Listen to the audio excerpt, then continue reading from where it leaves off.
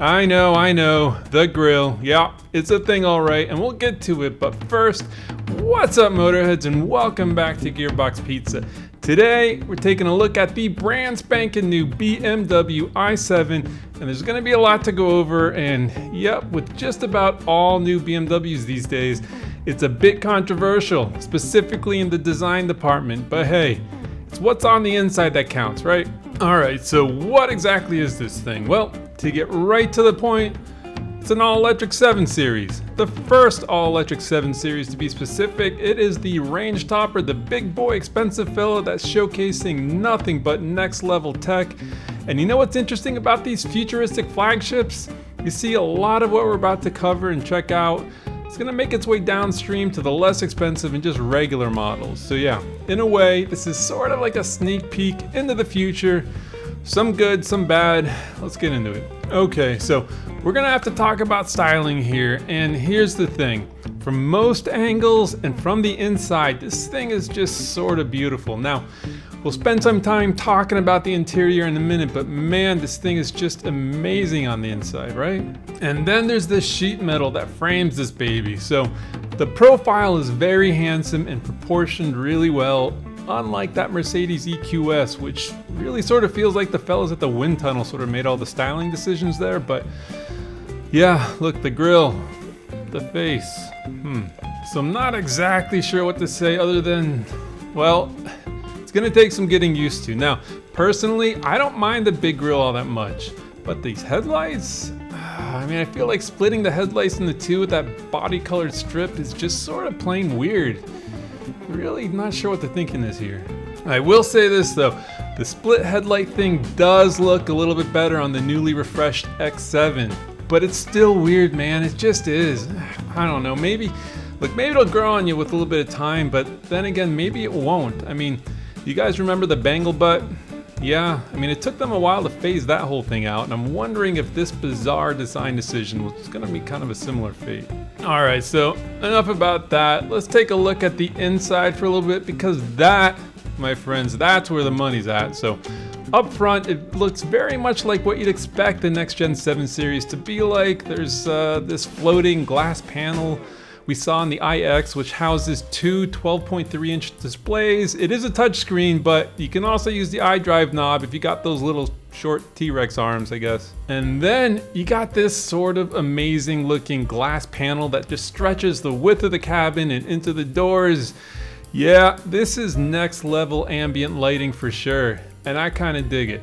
It even has several integrated touch controls into it, so that's pretty cool. And then you got the seats. Fully heated, cooled, massaged, all that stuff, which is great, but you kind of also expect it at this price point. All right, so the front's cool and all, but seriously, the days of calling shotgun are about to be over. Yep, it is sort of all about the back seat.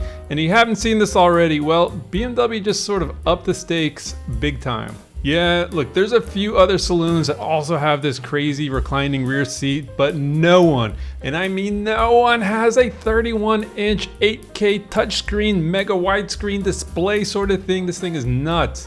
So this big boy has 5G connectivity, and I don't know, oddly enough, it's powered by Amazon Fire TV software, which I guess seems a little bit random, but why not?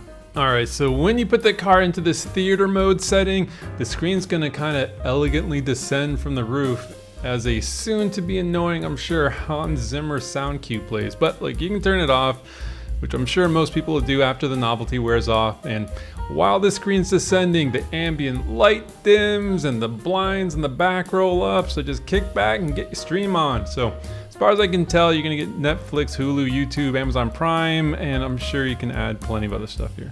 So this all sounds great and all, but we still gotta talk numbers, and why don't we start with the power figures? So this fella's gonna make a pretty solid 536 horsepower, which is good enough to get this guy moving to 60 from a standstill in about 4.5 seconds. Look, yeah, I know it's no Model S Plaid at the drag strip, but look, two things here. First, not everybody needs 1,000 horsepower, and actually I'd say most people shouldn't even be allowed to have that much power. I mean, look, I'd be down, I'm good with it, but seriously, 1,000 horsepower. And Second, there's gonna be a faster version of this thing in the future. Now, just like BMW initially released the regular iX and then BAM! After a few months, there was an even faster one available, so expect the same thing here. Okay, so yeah, it's fast enough, cool. But how far is this thing gonna go? So it's got a plenty big battery at about 102 kilowatt hours, but the range numbers on this thing have sort of been all over the place. I mean, everybody's reporting the customary quote unquote over 300 miles of range. Well, all right, well, how far over? And I've seen a few BMW executives claim a 600 kilometer range, which for us weirdos that are more or less allergic to the whole metric system thing, well, that's about 370 miles or so. But that could be based on that insanely optimistic European cycle. So now if I had to guess, I'd peg this thing at maybe about 320 miles, but that's depending on the wheel and tire package you go with. And that's kind of crazy how much of a difference that makes. Anyhow, charging's pretty quick at 195 kilowatts, with BMW claiming that in 10 minutes you can get enough charge to push you 80 miles. By the way, why is it that like all automakers tell us how much range we can get with 10 minutes of charging? Look, unless you're Tesla and you can use their actually amazing supercharger network, expect to have your heart broken over and over again by trying to use public level 3 chargers. I'm telling you, if you can find, and that's a big if you can find one that works, there is no way you're gonna be cutting that charging time short. I mean, you're gonna wanna fill that baby up because there is no telling when you'll be able to actually find another working fast charger. But hey, on the bright side, the public charging network can kind of only get better from here, right? All right, so that leaves the price, and as you'd expect, this thing ain't exactly cheap. I mean, pricing is looking to start at about 120 grand. Yeah, which is a lot, sure. But like, then again, literally everything is just insanely expensive right now in the car world. And also, you're gonna wanna probably drop some cash on options. I mean, how do you not get that giant 8K screen, right? So, all right, so how does this thing stack up against the competition? Well, let's start right away with the Model S, and the base Model S is gonna run you about 115K with options, and the Plaid version is gonna run you well north of 150 grand. So the i7 is gonna get smoked off the line like every single time, but then again, you'll probably be too busy streaming Better Call Saul Season 4 on the giant screen to really notice. Yeah, the i7 just can't touch the Model S in performance, but when it comes to luxury and interior design, the i7 sort of just makes the Model S feel like something out of the Soviet era. And then there's the Mercedes EQS and the Lucid Air. I mean, the Mercedes is okay, I guess, but personally, I just can't with that styling. And look, the Lucid is cool. Yeah, sure, I dig it, but they're brand new, and personally, I've only ever seen one in person, so good luck finding one.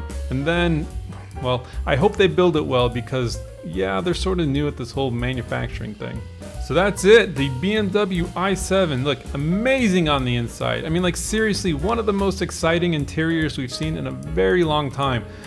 But on the outside, I mean, I don't know, maybe, look, I know, get yours in black so the body colored slice of lame between the headlights will sort of just disappear.